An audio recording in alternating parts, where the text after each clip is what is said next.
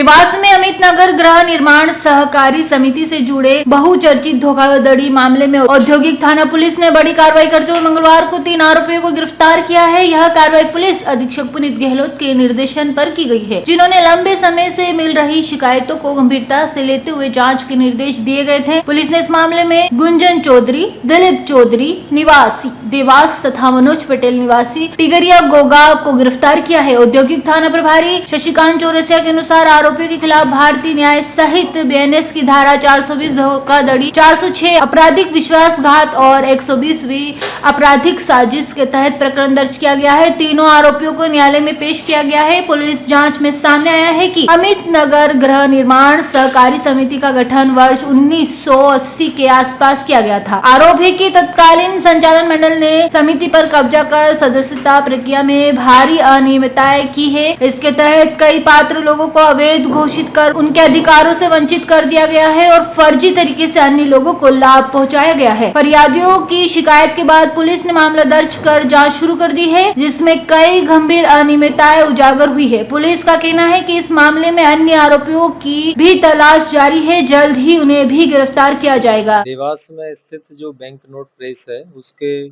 पुराने कर्मचारी ने मिलकर के सन 1980 के आसपास एक सहकारी संस्था बनाई थी, जिसका नाम श्री अमित नगर गृह निर्माण सहकारी संस्था था। उस गृह निर्माण संस्था में उनके द्वारा करीब 100 के आसपास सदस्य बनाए गए थे, जिनमें से कुछ फाउंडर मेंबर थे और आगे चल के बढ़ते बढ़ते वो करीब 100 सदस्य हो गए थे।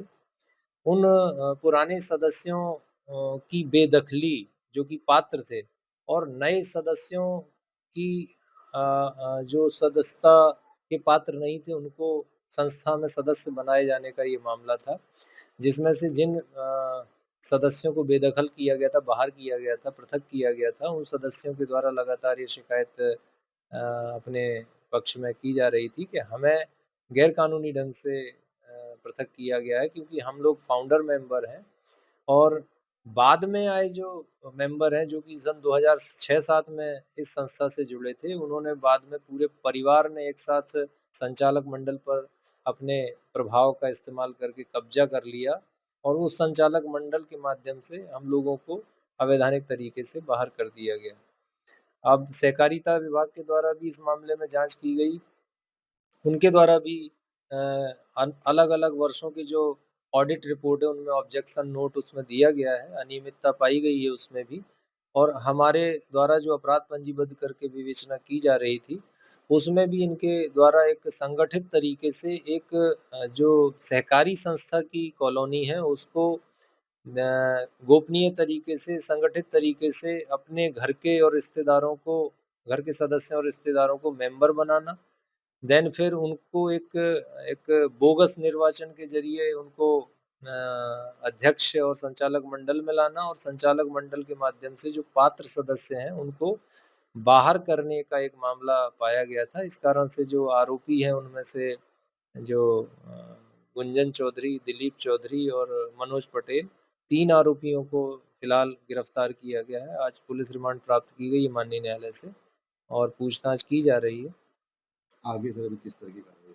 आगे इसमें करीब 8-9 आरोपी अन्य अभी फरार हैं, उनसे भी पूछताछ की जाना शेष है और जो संस्था के जो फाउंडर मेंबर हैं जो अभी जीवित हैं और जो इस बारे में पूरा साक्ष्य दे सकते हैं उनसे भी सभी से पूछताछ की जाएगी। इसमें दस्तावेजों का भी अध्ययन किया जा रहा है, सहकारिता की रिपोर्ट का भी अध्ययन किया जा रहा है। देवास से ब्यूरो चीफ अभिषेक सोनी की रिपोर्ट।